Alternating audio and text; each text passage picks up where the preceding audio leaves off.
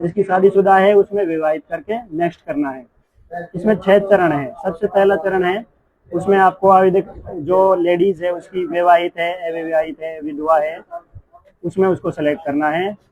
और दूसरे नंबर पे हरियाणा का निवासी है या कहीं दूसरी जगह के है तो वो करना है, क्योंकि ये ओनली हरियाणा के लिए है।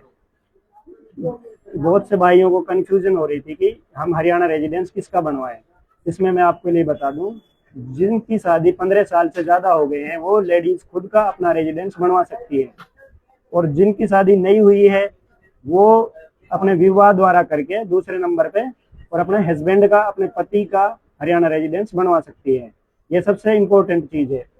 उसमें दूसरे नंबर पे, लास्ट तीसरे वाले नंबर पे आपको उसका रेजिडेंस का नंबर डालना है, जो सबसे ऊपर राइट साइड में होगा। ई दिशा नंबर बोलते हैं जिसको हम। इसको फिल करने के बाद उसमें उसका नाम नीचे आ जाएगा, वेरीफाई करना है और उसको नेक्स्ट कर देना है। आगे आपको फिर इसमें इसी तरह सेटअप वाइज सारी वीडियो दिखाई गई है। पूरी वीडियो को देखें और अपना फॉर्म सेल्फ खुद से भरें, किसी के पास जाने की जरूरत नहीं है। अगर कोई भाई किसी के पास जाएगा तो वो वहाँ पे आप खुद नहीं भर पाएगा। आपको फिर इसमें सबसे पहले अपना आधार नंबर डालना है, जो लेडीज है उसका, आवेदिका का। उसमें आधार नंबर डालने के बाद आधार का ओटीपी आएगा। ओटीपी सबमिट करने के बाद आपको सत्यापित करें। सत्यापित करने के बाद फिर नेक्स्ट अगला पेज ओपन होगा। जो पेज नेक्स्ट ओपन होगा उसमें आपको पूरी डिटेल इसी तरह से अपने पति का आधार नंबर डालना है। पति का आधार नंबर डालने के बाद उस पति का ओटीपी लगाना है और उसमें उसका वेरीफाई करना है। वेरीफाई होने के बाद आपको नेक्स्ट पेज पे जाना है, जिसमें आपका वर्तमान पता मांगेगा। जो आप जहाँ पे लेडीज की शादी हुई है वो वाला ऑप्शन सेलेक्ट करना है और अपना वो एड्रेस भरना है। मैंने पूरी वीडियो, एक पूरी कंप्लीट वीडियो बनाई हुई है, इसको आप अच्छे से देखें और इसी तरह से अपना फॉर्म भरें। यहाँ पे अब आप देख रहे हो पति का आधार नंबर आ गया है और उसको फिल कीजिए। ये होने के बाद आपको फिर इसी तरह से ओटीपी आएगा और वो सबमिट कर देना है। इसको सबमिट करने के बाद आपको आगे बढ़ना है। तो वहाँ में आगे आपको इसमें पूरी डिटेल आती रहेगी, देखते रहिए आप इसको।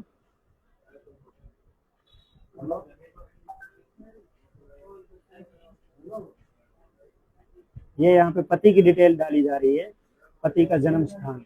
अब इसमें उसको लेडीज का वो ऑक्यूपेशन सेलेक्ट करना है, क्या करती है, हाउस वाइफ है या क्या। हाउस वाइफ है तो गृहिणी करना है उसको, क्योंकि लेडीज तो मोस्टली हाउस वाइफ ही है।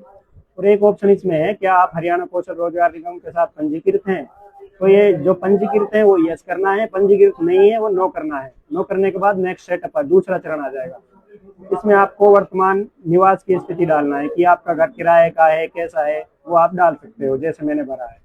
इसमें उसका अपना जहाँ से वो पीछे से है उसकी उसका जो माँ बाप का वो है एड्रेस है वो सिलेक्ट करना है।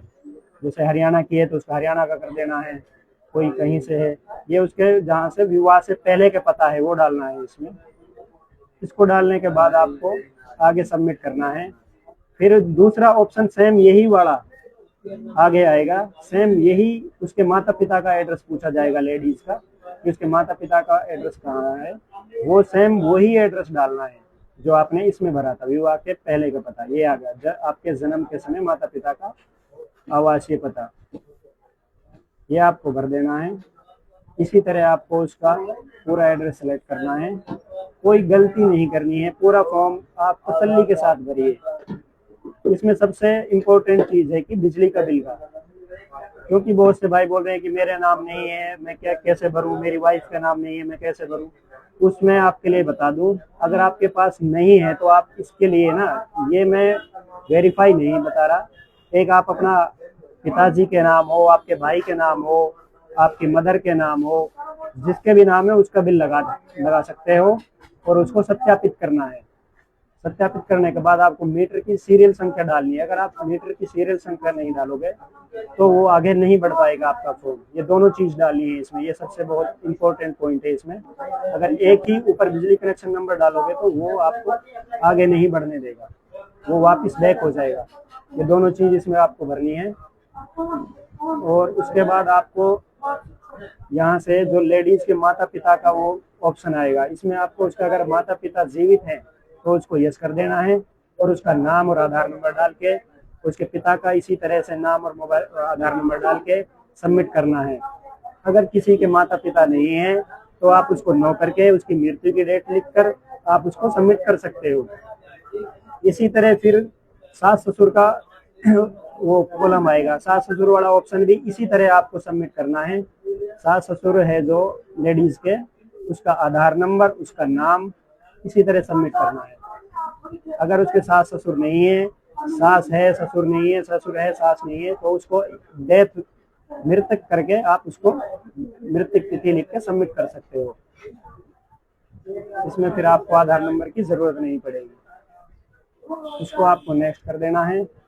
नेक्स्ट करने के बाद आपको आगे इसमें आएगा अपने बच्चों का पता। जितने भी मेंबर आपकी फैमिली में हैं, मान लें आपके 3 बच्चे हैं, तो तीनों बच्चों का नाम, उसका रिलेशन, उसका आधार नंबर, ये सेव करके सबमिट करना। 3 बार ही करना है आपको। 3 बच्चे हैं तो आपको हस्बैंड का नहीं करना है इसमें, क्योंकि हस्बैंड ऑलरेडी ऐड हो चुके हैं इसमें। ये बहुत अच्छा वो है, क्योंकि हस्बैंड का नहीं करना है इसमें, आपको अपने बच्चों का करना है और उसको सबमिट कर देना है।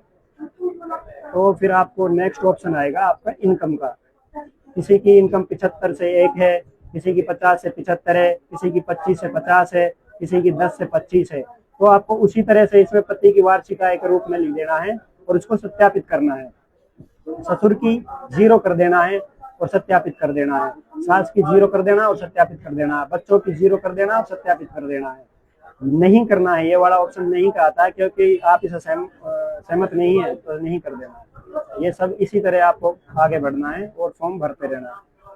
फिर इसमें नेक्स्ट ऑप्शन आएगा आपको बैंक अकाउंट का। जो लेडीज है उसका आपको बैंक अकाउंट डालना है। उसका बैंक अकाउंट होना बहुत जरूरी है, क्योंकि फैमिली आईडी में भी ऐड होना चाहिए। दूसरा, उसका पैन नंबर किसी के पास हो तो आप डाल सकते हो, अगर पैन कार्ड नहीं है तो कोई जरूरत नहीं है इसमें, क्योंकि ये आगे बढ़ जाएगा। पैन कार्ड है तो डाल दीजिए, वरना कोई दिक्कत नहीं है। तो इस फिर आपको नेक्स्ट ऑप्शन आएगा इसका लाइव कैप्चर फोटो का। लाइव कैप्चर फोटो में आपको उसको लेडीज को लाइव बैकग्राउंड व्हाइट होना चाहिए और उसको उसके पास ले जा कैमरा को थोड़े स्माइल के साथ उसका फोटो लेना है और उसको सबमिट कर देना है। सबमिट करने के बाद आपके पास एक रेफरेंस नंबर जनरेट होगा और उस रेफरेंस नंबर को आप अपने फ्यूचर के लिए सेव कर लेना है और उसका एक प्रिंट आउट निकाल के और अपने पास रख लेना है। इसमें कोई घबराने वाली बात नहीं है, कोई जल्दबाजी करने वाली कोई बात नहीं है। आप अपना फॉर्म खुद से भरना है। अगर फिर भी आपके पास अपना फॉर्म नहीं भरा जा रहा है तो उसको हम आपकी पूरी मदद करेंगे। आप मुझसे कांटेक्ट कर सकते हो, मेरे CSC सेंटर पे आके कांटेक्ट कर सकते हो।